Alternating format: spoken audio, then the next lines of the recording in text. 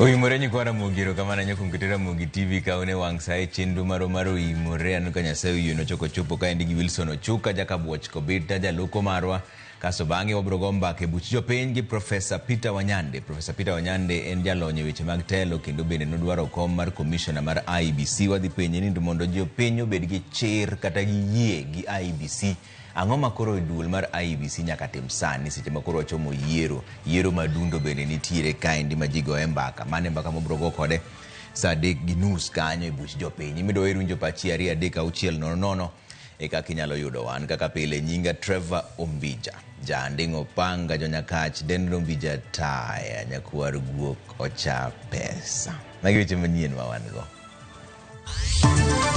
Daktari ogolo result ni nodere kolingana gi kaka nong'iyo bodi to nitie penjo mana penjo jo aipa na penjo daktari to ginyisa ni mano abi apenjo jo aipoa. Familia Walter Odhiambo manyocho to e sele tesindo bila ma Aram Manisiaya okwedo duoko mar bero moyango ni nyocho dere. No, that's not what given. Now I want to ascertain whether you actually used your firearm that day. I never used my firearm that particular day. Obila Isaiah Muragiri okwedo ni ne ok onego Rex Masai e ng'anyo mag Gen Z kendo ni ne oonge kata tich odiechieng'no. Samples have been sent to our Kemri labs in Kilifi and we will tell the country what's going on. As soon as we receive reports, we shall be able to share with you. No cause for alarm now. Migao mar thieth owacho ni nonro osechakore kendo luoro kik bedie wi muoch mar tuo magalagala mosenego ji 4 Mombasa.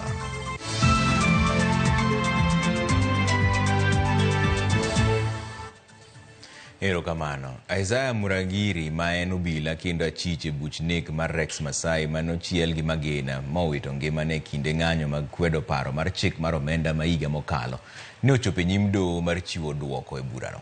Isaiah kata kamano okwedo ni ne oonge boma ma Nairobi kaendi kendo kwedo picha manotang'ne doho. Jafwambo maro Armstrong Osutwa miwaler. E nyim doho kinde bura mar nono tho Rex Masai, apisa mar obila Isaiah Muragiri ne okwedo neno ma itudego gi nek rawerano mane onegi e ng'anyo mag Gen Z ma higa mokalo. On 18th you were in Ngara, you never came to the I never came to town. That is not you. The person in blue, grey jeans, black shoes, walkie-talkie. I'm not the only one. That is not you. Not me on. Pichni no ochwal e doho kaka neno ma nyiso ni Muragiri ne en achiel kuom apisas mag obila mane or mar gawo jong'anyo bang' tamore ne onge e tich chieng'no. Tok kane openje ka be onyalo fwenyo ni mbala ma en go e dende chal gi mano ma picha nomako ne odagi. Please face the court. Beneath your left ear. Yes, sir. Do you know of any spotting on your face? I don't. There is one. Please touch the bottom of it. Touch towards, yes, just a little higher. Good. Just a little higher. There. Is there anything familiar on your face that you know as a mark on your face?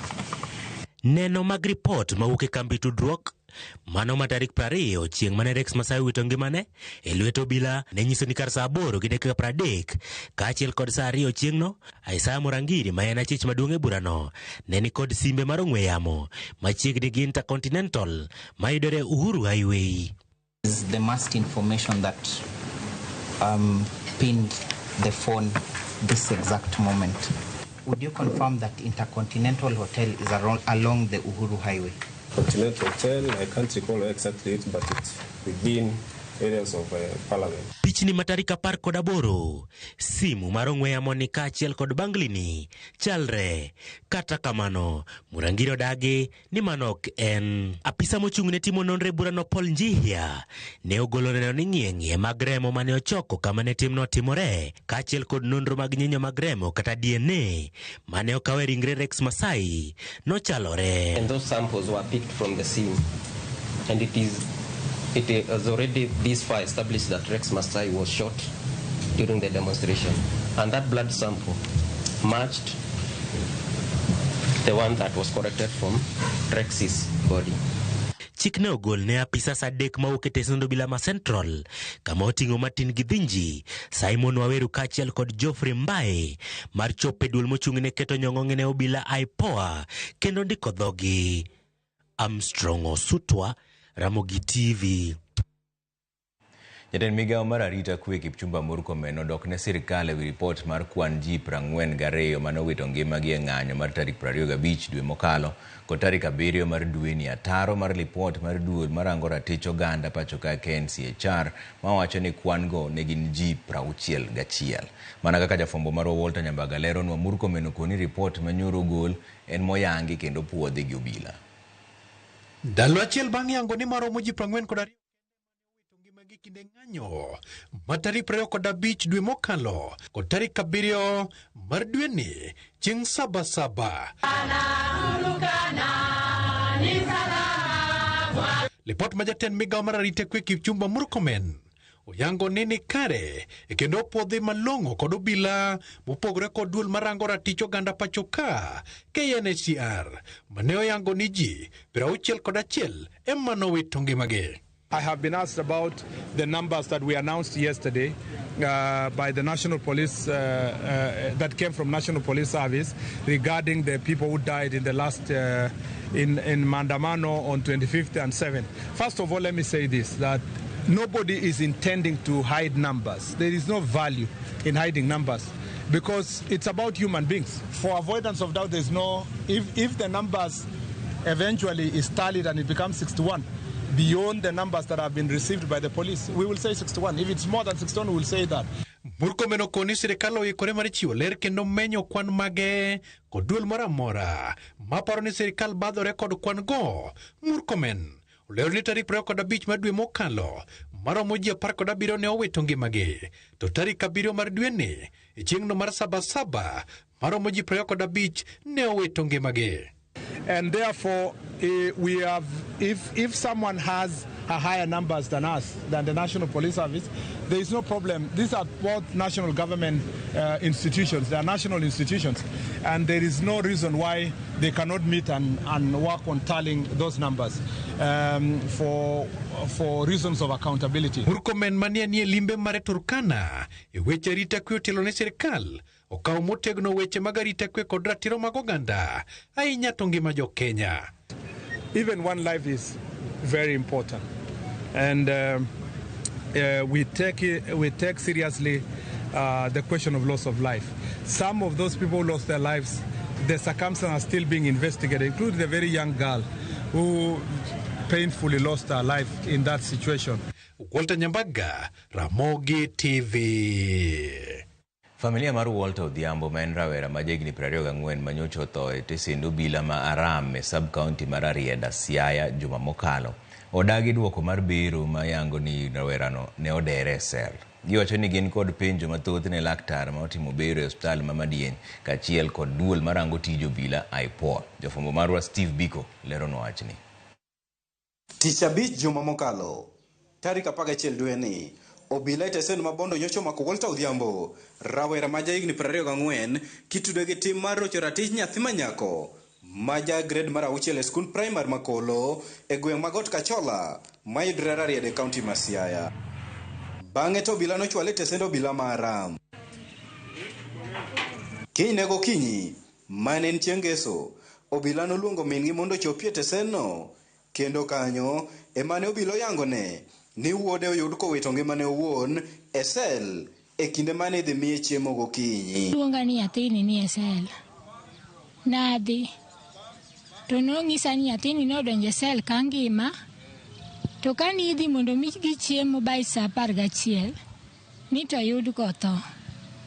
Kotho through no ohang e selo odere to gi tol mar jacket. Obila nokawo ringre no kendo chwale kar kano ringre Mama Diany mayudre Rarieda. E lak sa 2 mar okinyi ma kawuono, anyuola mare nochopo kar kano ringre no mar rito duoko mar bero mane itimone ringre ne. Bang' kinde manok, duoko nowuok mayango ni rawera no noyudo hinyruok e ng'ute, gino manokelo thone. Duoko no ma ochuo e kogno gi Laktar Josephine Nyasoro lero ni ranyisi mag yudo nyalo puodho ni rawera no nyocha odere. No tim ne wan gi daktari kendo ne wantie seche mano otimo.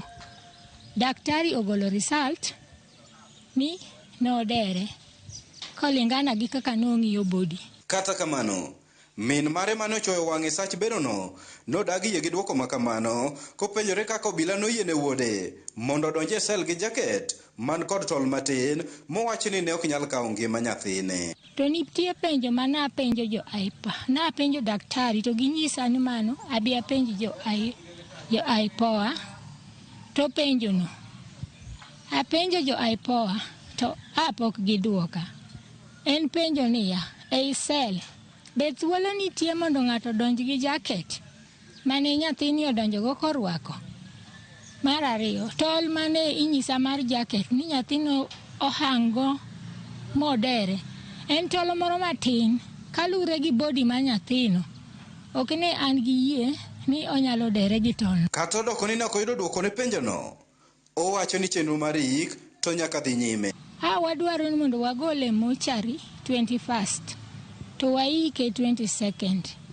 E kaka ne wachano kaka family. To wachano kamano to rem pod ng'eny. Koro awaneno ni en ng'ama osetho. Kuom mano, ne gikwayo piny owacho ahinya to bad migawo marango tij obila mondo odonjre e wachno mar neno ni giyudo ratichgi. Ng'at man gi kony manyalo konya kuom wechego mondo konya.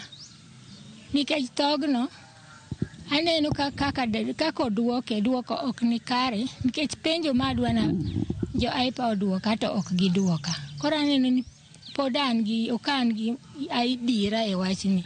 Okang' mane Ramogi TV okawo mar twak gi jabero no ne ok onyuolo lemo ni mar ne odagi chiwo duoko ne kamera. Steve Biko, Ramogi TV, Siaya. Duol mochung' ne apisas mag obila NPSC ogolo ywak ne od bura ewi mano ma giwacho ni ogai mar obila Douglas Kanja osebedo ka kawo tije monego chwal kod NPSC. Ywaruok mar NPSC kod apis ogai mar obila osebedo kuom thuolo malach chakre ng'anyo mag rowere mag Gen Z dwe mar 6 higa mokalo kama ji 60 ne otho e lwet obila. Chris Owino nigi ler mar wachni.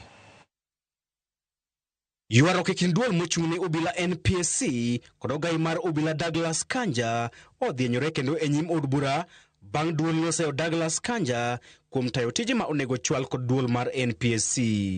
Jatatije maduong' mar NPSC Peter Lelei dwaro mondo omigi teko maketgi mar duol mochung' ne ng'iyo weche mag joyal buche JSC mar chung' ne weche duto motenore kod apisas mag obila. Just the way Parliamentary Service Commission is in charge of its human resource functions, and the way TSC is in charge of its human resource commissions, we still ask this great parliament to enable us be able to take over the payroll and the human resource functions at the NPS, because that is the purpose of our being creation.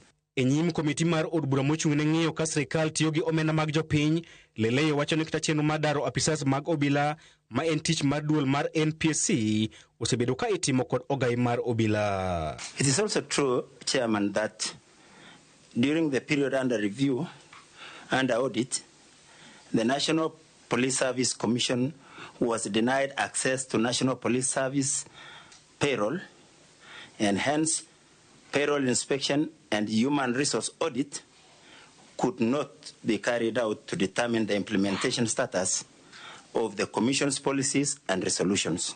Jokanyo mag komiti no onyiso ich wang' margi kendo soko wang' duol mar NPSC kuom weyo tijgi ne ogai mar obila ataro mar chik. I see Inspector General of Police announcing transfers. The law is clear, it is a public service commission. I don't know where the Inspector General comes in. Than themselves.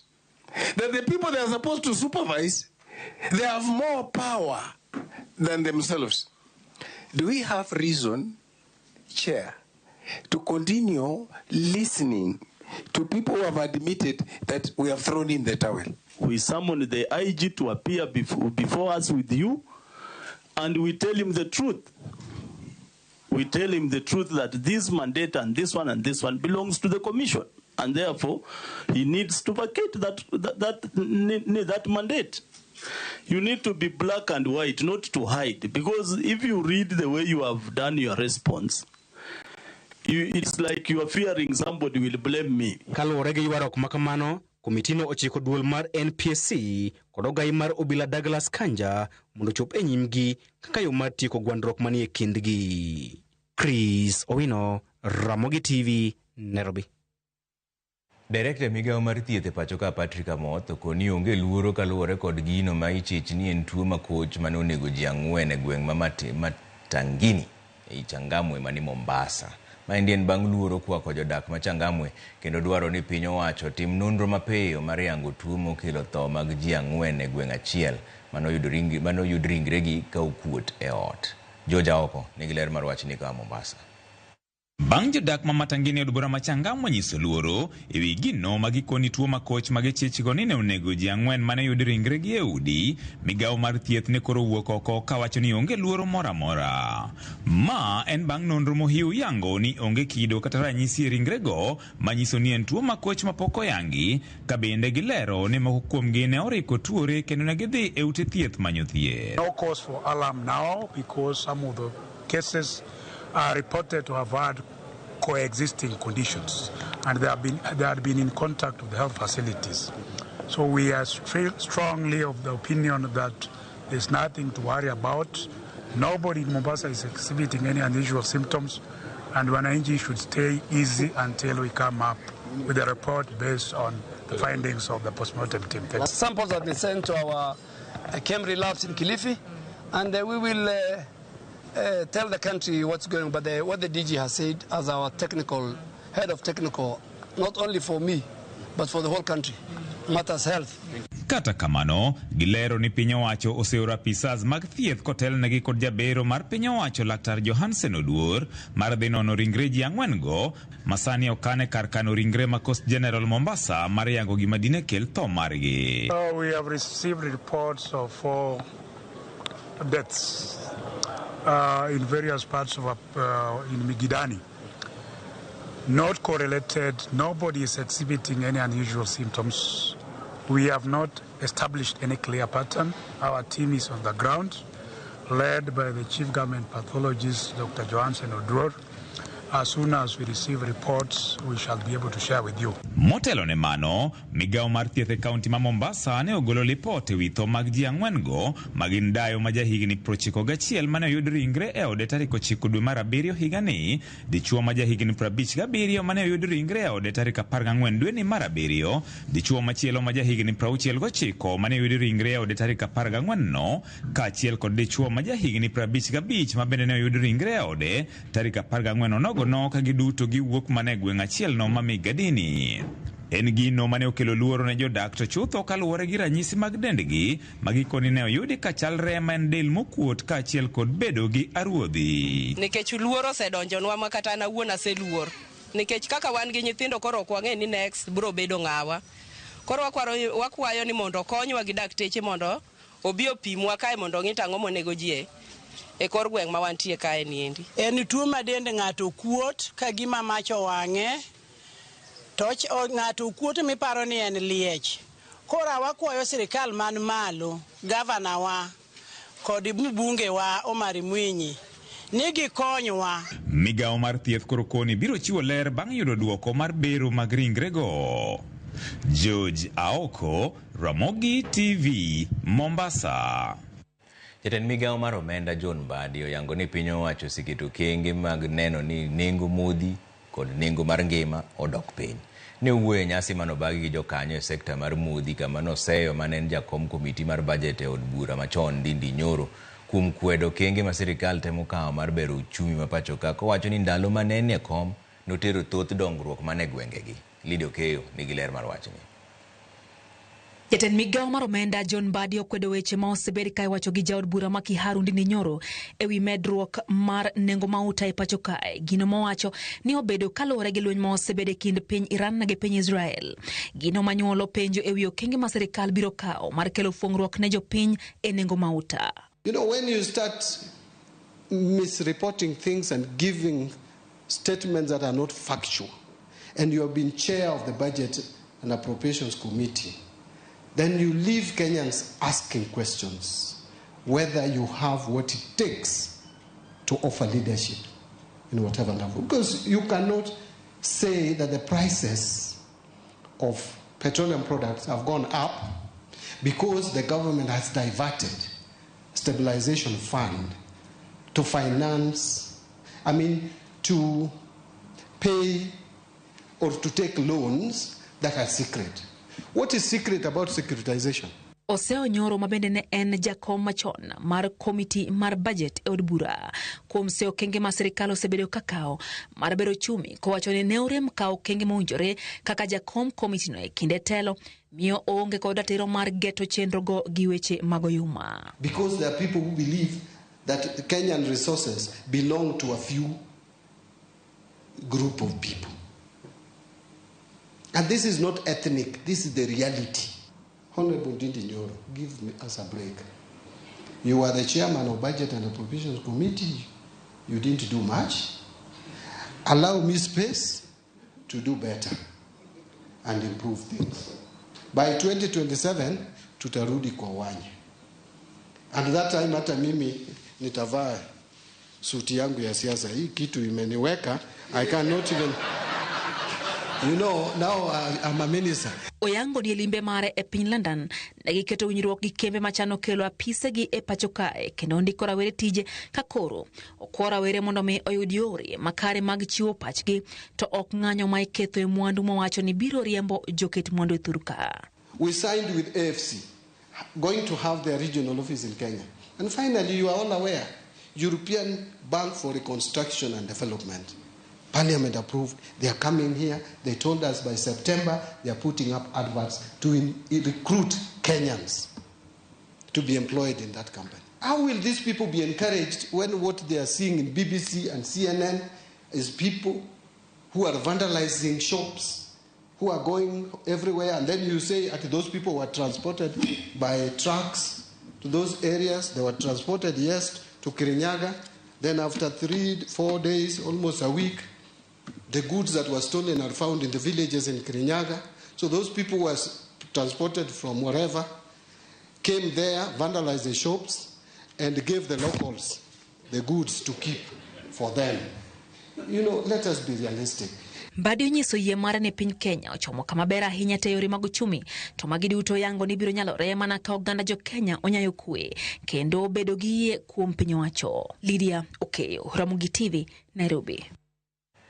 Bas wadhi yie moro machuok kudogi bang' daka matinta nokuse orote maruka e Ramogi TV ma Barak Ndama wuod watho ng'er kadem mageno ni uriyo maber to Ruoth Nyasaye mondo duogo konywa nikech awuoro piny. Mosna baba na Joseph Ndama kod mama na Min Lili. Ramogi TV ma endi dadi wuod Samson ka wuok game Barkalare awinji makare gi min oda Jacinta Uma. Awuoro kaka nek ng'eny game ka endi to jonek to ok maki nikech jonek lal ne obila. Erokamano ahinya. Neno kama chielo bende nitiere ka endi. So ne greetings Ombija, yuarruok manie kind NPSC kod ogai mar obila no ok nenre makare. Do they have any other ways of solving these problems? Watch superiority complex chendo kabisa. IG ni kod full control of the National Police Service.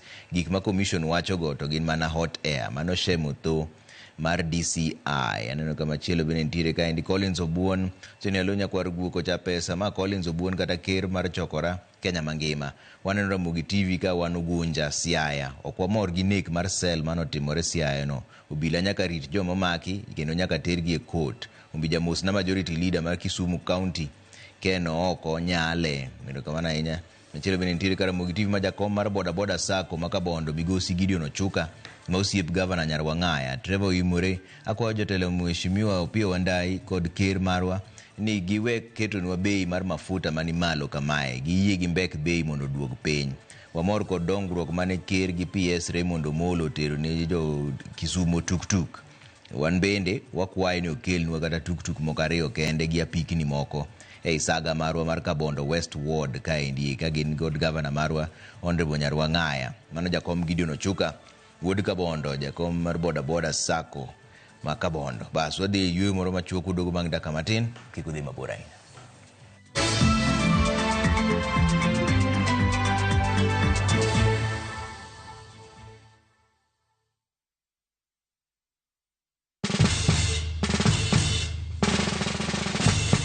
Guess what? Citizen Duca now delivers! Get amazing discount on your favorite essentials and have them brought straight to your doorstep, all for just 200 shillings delivery fee. Go to citizenduca.com, select the product you want, pay, and we'll handle the rest. Citizen Duca, the home of discount.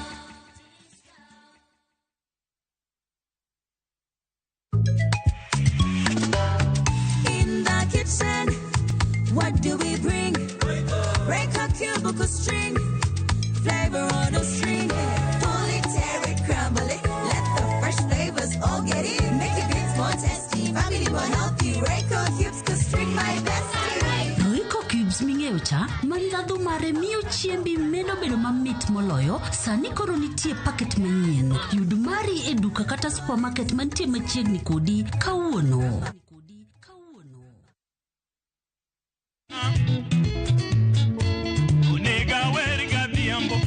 Nyando Stars nege kwalo thuma, Musa Juma no kwalo thuma. Adir makende en ni wuon thum mar Adhiambo pod ngima. Ramogi TV omanyo kendo oyudo wuon thum. Corridor Man kata Othoro Ng'ong'o mane otelo ne Siyenga Dynamic Band. Koro jogi nokawo stage performance mana kaki wacho no gidhi gi record. Ng'ama nowero gino ka ng'ane ma nodhi owere kendo ka Musa. Tudri gi Solomon Atito Kafaya tich abich ni e chenro mar ng'ejo thumbewa kochakore saa 2 okinyi kendo wanuoye ngeso saa 5 okinyi. Sende minena sino goyogo an mane nandiko tich odemo nyage mwadogi e pacho masadijo yoro.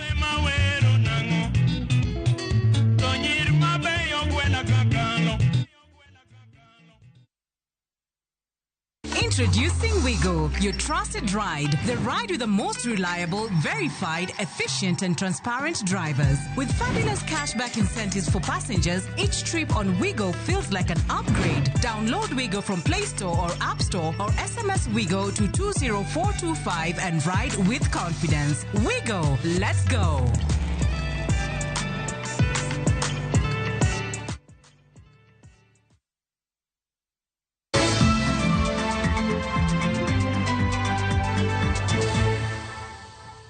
Kamano kuom keto Ramogi TV kani duond bura mar UDA mar jatend piny Kenya William Ruto yudo lal bang' jokanyo mag bura e kaunti ma Siaya dar kendo riwore gi duond bura mar DCP motelnegi mane en jalup jatend piny machon Rigathi Gachagua. Kotelnegi gi agent mar Ruto e yiero mokalo Oloo Okelo, giwacho ni giwuok e UDA ma giwacho ni ok dew chal margi kendo gikale sand.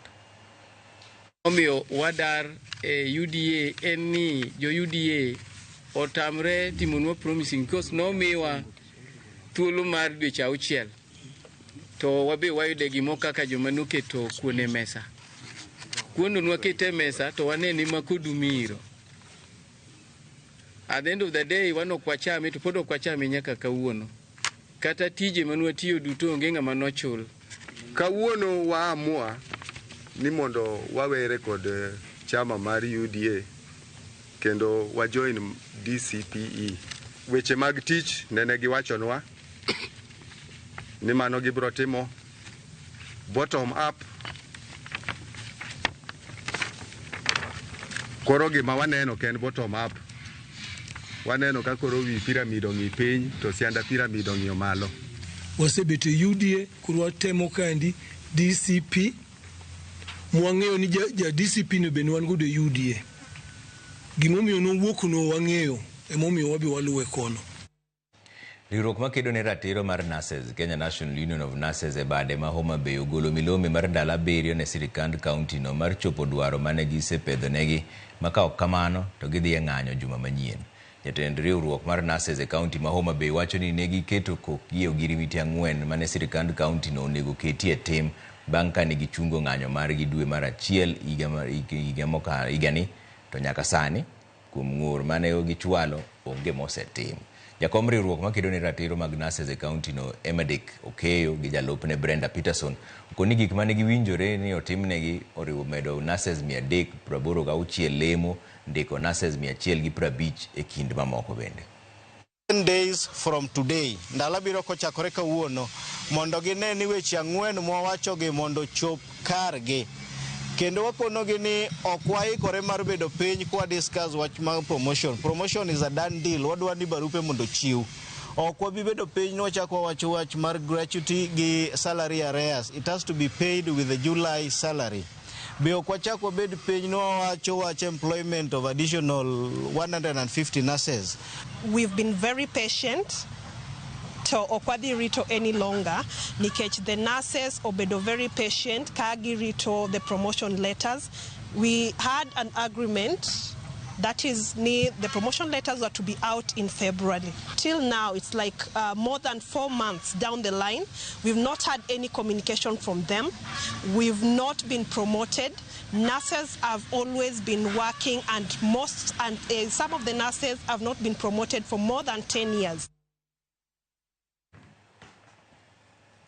Riwruok mar oganda mong'ere kaka Development and Community Empowerment ka otenore kod oganda dhi nyime kod kedo kod rochruok mag ratiro mag oganda mosebedo ka medore kuonde kunyo mula e kaunti ma Migori. Jafwambo marwa George Juma nigi ler mar wachni. Kada bed ni kuondego mag kunyo mula osebedo mago mag nweng'o mag oganda mathoth e kaunti ma Migori, ywak bende osewuok ni kuonde kunyo mulagi bende osebedo kuonde matogo mag oganda mathoth koro osebed ka irocho kaluora bende koro kethore. E okang' mar ratich oganda matiyo kuondego mag kunyo mula, riwruogno mar oganda maong'ere kaka Development and Community Empowerment kata DES ochako chenro mar tego oganda ma odak e kuonde kunyo mula kod aluora mar kuondegi mag kunyo mula e yo mar ratiro mag oganda kaachiel kod aluora. Do nitiere bende ratiro moko bende mirocho mag ji e kuonde mitime mining. Achiel kuom ratirogo kopogore gi mar nyithindo, mine bende neno pek e yore mag gold. Moko kuom gigo eko mariwruogni kawo tende kod oganda ma odak e aluora mag kuondego ma ikunyo mula koro geto tieko e kuondego mag kunyo mula gin ma oting'o mako yiemo mondiki rawere manyiri kaachiel kod ndiko nyithindo tije. Nyithindo matindo iyudo ka we skul ka dhi tiyo e gold, to gold ok en gima last for long. Gold en gima ndalo ne tin, ok onyal tero nyathi nyaka chieng'. Koro nyithindwa gi osebedo ka hinyore, iyudo ka nyathi matin tiye gold matek to gimoyudo bende onge. Donna Dienge, menja ng'ad rieko, riwruogni mar Development Community Empowerment, wany bedo ni oganda ok oseng'iyo ting' ma gintiere godo e rito ratichgi kaachiel mag jowetegi ema osemiyo ratiro mag oganda pod irocho e kuondego mag kunyo mula. Mang'eny gin gik ma kowachi to kelo koko, to wadwaro ni mondo community kawuoyo to gimanyo solution kata gimanyo yore ma ginyalo konyo godo gweng' gin giwegi, kaeto koro waluongo teko ma oko mondo konywa mondo wawach wechegi kanyakla. Koro mae momiyo wadwa ni wapuonjre ni ere kaka wanyalo rito gigewa machalo pige, bungewa ma wan godo. Adienge wacho ni kwan nyithindo mathoth mawuok e aluora ma ikunyo mula weyo sikul kendo donjo e tich mag kunyo mula. Nitiere nyithindo ma ok dhi skul nikech gidhi kuonde mitime gold mining. Kethruok ma aluora bende koro osenenore e aluora mag kuondego ma ikunyo mula bende en achiel kuom gigo eko mariwruogni mar Development Community Empowerment geto tieko ka gitiyo kod oganda ma odak e aluora mag kuondego mag kunyo mula. Gibedo ikunyogi kuonde moket sites magi oket along kuonde ma pigega wage chakore to mage pige motiyogo kendo madhogo watiyogo, koro gi sechegi ok wanyal modho pi. Kiwuotho tiyudo bugni manyalo nego kata ng'ato. Sainede madongo dongo gin oketgi kanyo, iyudo ka areas go gimako to gin gi chemicals eigi. Sama gin gi chemicals eigi giyudo ka nyithindo idhe kendo tuge, iyudo ka koth chwe gimol ka gichika ora. Oko bende pigego ema gituomo giluoko go sande. Koro iyudo ka most of our people are seriously affected. Tiere chemicals mang'eny makoro sani dwa tamo jowa tiyo kod pige maler to osegike okang' makoro pige kata aore mantiere kuondewa ma watime goldi jomoko ole chemicals kendo kata jamni magwa ok nyal bedo gi ngima maber. George Juma, Ramogi TV, Migori.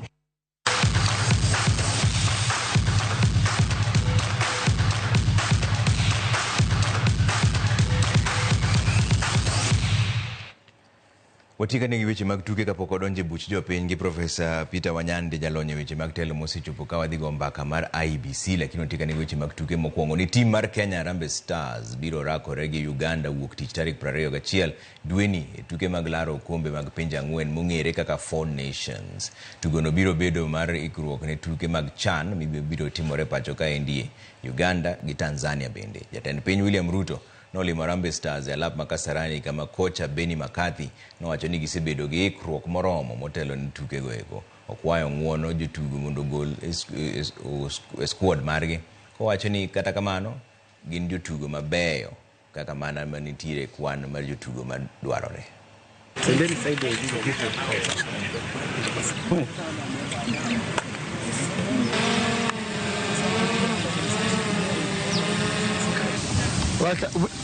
We opened doors. Like I said, the squad has to be finalized by the 23rd of July.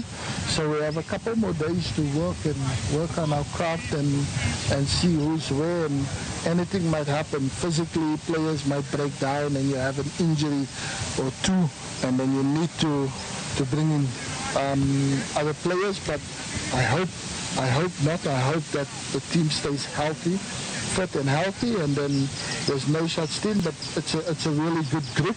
But if there is top players available and coming through, then yeah, we would be open about integrating them with the team. Piny Kenya kawuono rwako ayanga ikruok mar wuodhgi mar dhi e tuke ma Commonwealth e boma ma Glasgow, piny Scotland. Nyasi mong'ere kaka Unveiling King's Baton notim e tudruok gi British Council kendo nokelo kanyakla jotelo mopogore